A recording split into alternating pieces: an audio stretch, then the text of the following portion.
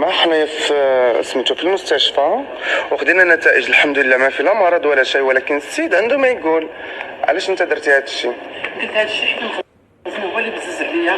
اختاروا قالوا لي خصك ضروري تقول بلي فيك السيده، باش حيت ملي كنت نعس في الزنقه وداك الشيء قالوا ضروري تقول بلي فيك السيده باش تجنب العواقب ديال الناس وداك الشيء اللي قاعدين مثلا يضربوك وداك الشيء. الساعه كيفاش درت الفيديو عاد تأزم عليا الامور، عاد الناس بداو يحتقوا على راسو، درتي يضربوني مع المهم الحمد لله. ها هو التحاليل خليها هكذا ما يشوفوها. ما عندي الحمد لله حتى شي حاجه. ما مريض ما والو، كون كان مريض كان صفروه من دولة تركيا، لأنه نظام دولة تركيا أو نظام أي دولة في العالم وخصوصا دول الخليج ودولة تركيا اللي مريض بأي مرض معدي يتصفر على طول. كمل أخويا. الحمد لله ما عندي حتى شي حاجة. والصحافة بدون ذكر الاسم والمواقع الإخبارية اللي كانوا تنشروا المقاطع ديالك على أساس أنك عندك عضويين اللي تقولوا بأن عندك جنس ذكري وجنس أنثوي، يعني أنت مخنث بالمعنى الصحيح. شنو تقول في هذه النظرية بدون ذكر الاسم؟ بس غير هضر. منهم لا ما تقولش الاسم. منهم واحد القناة هي اللي قالت لي بلي أنا عندي جوج أعضاء تناسلية ودفعوا لك مبلغ مالي صح؟ قالوا لي غيعطوني. عرفتي علاش؟ باش يزيدوا نسبة المشاهدة في الصفحة ديالهم، وباش يزيدوا عدد المشاهدات في اليوتيوب، باش ياخذوا من موراك الفلوس، وباش يضحكوا على الشعب المغربي ويستحمروه، لأنه نحن حمار، حنايا حمير كنطيقوا اي حاجه ودغيا كنحنوا والدموع عندنا ساهلين، اللي يهضر معنا تنهبطوا دموعنا. كمل اخويا. وصافي حتى طلبت ايوب العماري عرفت لي فيديو قلت لي شفتي فيديو بعد عليا. ما تقولش الاسماء ديال الصحافه ولا ديال التلفزيون، قول غير فلان ما تقولش الاسماء. لا غير هضر كمل.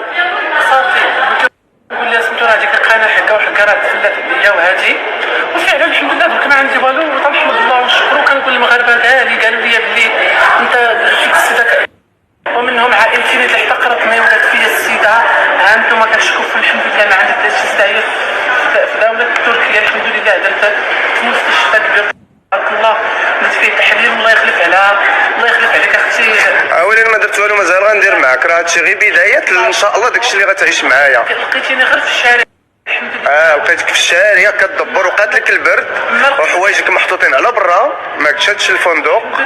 انا زيتك وخلصت لك الفندق وكريت لك غدا تشد الدار ديالك، راه حجزت لك الدار وما كنتسنى حتى شي واحد يصيفط لي الفلوس ولا شي واحد يعطيني شي حاجه، حيت ما وقفاتش على شي واحد، والتفاحه اللي تناكل بوحدي نقسمها على جوج. وحتى الناس قالوا لي راه تركيا راه صعيبه، وعلى فين صعيبه المعيشه فينا ماشي صعيبه، ولكن الحمد لله لقينا ربي مع الناس. خويا هنا غتاخذ حريتك وما كاينش اللي يضر. نشكر بزاف الناس اللي تعاطفوا معايا وعاونوني كلهم داخل المغرب وخارج المغرب، الناس من الدول بلا ما نذكر الاسماء اللي عاونوني، الفنانين حتى هما اللي ساعدوني، الله يخلف عليهم في داخل المغرب وكل شيء الحمد لله. وانا داك الشيء قلته ماشي باش نصور به الفلوس شي حاجه، داك الشيء حيت كنت مضطر باش نقولوا. المخزن هو اللي مبزز عليا، المخزن تاردان في ولايه الامن في كل شيء هما اللي يبززوا عليا نقول هذه الكلمه. وقول لهم حاجه واحده، قول لهم حتى شي واحد ولا شي وحده يصيفط لي شي ريال، قول لهم صوفيا هي اللي مكلفه بيا وما بغينا لا فلوس لا والو. الحمد لله ما بقيتش محتاج حتى شي فلوس الحمد لله. قول لهم صوفيا مسكناني وموكلاني وكل شيء موجود. صوفيا موكلاني ومشرباني وفعلا شي دات معايا. درت لك الشوبين في الصباح ولا ما درتوش ليك؟